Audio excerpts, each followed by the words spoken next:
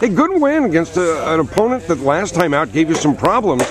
A little bit of payback today, but more importantly, I guess just simply a win. It was a good win. You know, we had to grind it out. We hadn't beaten Stonehill in 2 years, so to get a win against a good program, against a regional team last year, you know, we're fighting for spots, you know, in postseason, and they're right there with us. And to get a win against a very good quality program and a quality team was big for our program, and you know, we're looking forward to build some momentum off of that. Jack Leatherisch, a little bit of control issues early, but gutted it out. I know threw a lot of pitches first 3 innings, and then kind of pitch economy after that as he gave you 7 strong innings. He did. You know, we were trying to limit his pitches this time after his last outing, and I thought he made the big pitch when he needed to.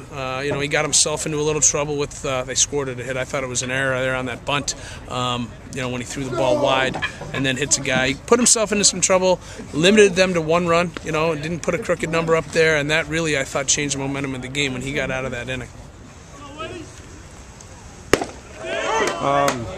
7 solid innings. I think it was 11 strikeouts.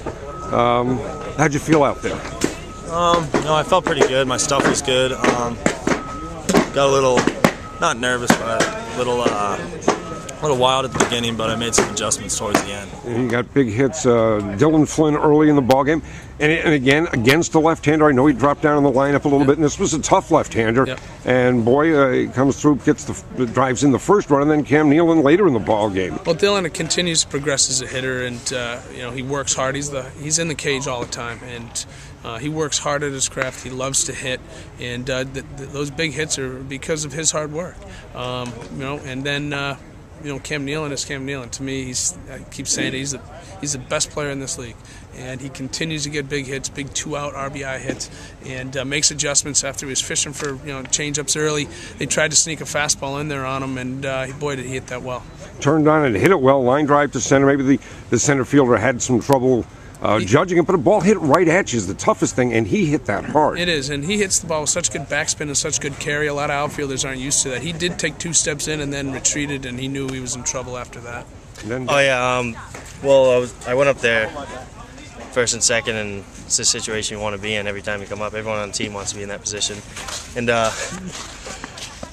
he threw me a change-up first pitch, and he called it a strike, and I was a little disappointed. I wanted to swing right away and drive the ball, but I wasn't looking change-up. Then threw, pretty sure it was a curveball. I think it was a curveball he threw for a strike, and I swung at a bad pitch, and so it was down 0-2, and I was saying to myself, I can't be doing this again. And so next pitch he threw a ball, and then it was 1-2. I got my fastball, and I just put a good swing on it and drove to the outfield. The outfielder kind of misplayed it, but still. I was going to say, you hit it with a lot of backspin, and you hit that ball hard. I'm not sure.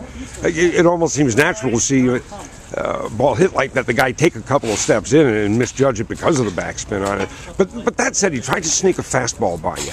And we've watched, you know, that's kind of difficult to do. Are you the type of hitter you go up there that you say to yourself, there's nobody that can beat me with a fastball?